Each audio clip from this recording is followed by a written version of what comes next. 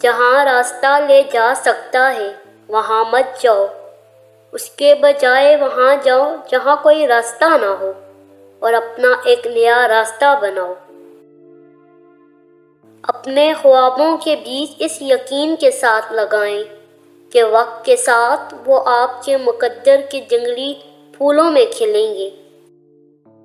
اپنے اعمال کے بارے میں زیادہ ڈرپوک اور بزدل مت بنو، ساری زندگی ایک تجربہ ہے۔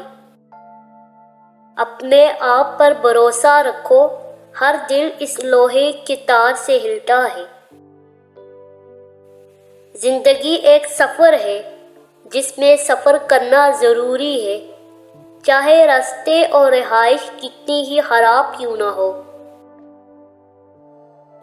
آپ غصے میں آنے والے ہر منٹ کے لیے آپ کی خوشی کے 7 سیکنڈ ضائع ہو جاتے ہیں۔ اپنے دماغ میں موجود خوفوں سے نہ گھبراؤ، اپنے دل میں خوابوں کی رہنمائی کرو۔ زندگی کا مقصد خوش رہنا نہیں ہے، یہ مفید ہونا ہے، عزت دار بننا ہے، ہمدرد بننا ہے۔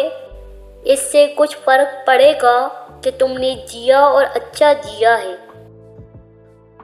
زندگی کے جنگل میں اپنا راستہ خود بنائیں اور اپنے قدموں کی گونج کو اپنے سفر کی شاعری بننے دو۔ غور و فکر وہ مٹی ہے جس میں حکمت کی نشو نما کی توقع کی جا سکتی ہے اور فرض کے ہر اگنے والے پودے کو طاقت دی جا سکتی ہے۔ یہ اس زندگی کا سب سے خوبصورت معاوضہ ہے کہ کوئی بھی انسان اپنی مدد کے بغیر کسی دوسرے کی مدد کرنے کی مخلصانہ کوشش نہیں کر سکتا۔ زندگی کی بہترین بات گفتگو ہے اور سب سے بڑی کامیابی اعتماد ہے یا مخلص لوگوں کے درمیان کامل تفہیم ہے۔ کوئی بھی شخص کسی سچائی کو اس وقت تک اچھی طرح نہیں سمجھ سکتا جب تک کہ وہ اس کا مقابلہ نہ کرے۔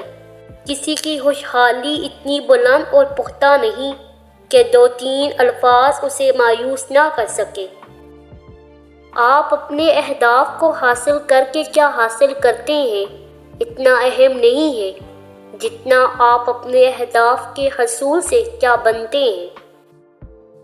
انسان کی زندگی ایک ترقی ہے، اسٹیشن نہیں۔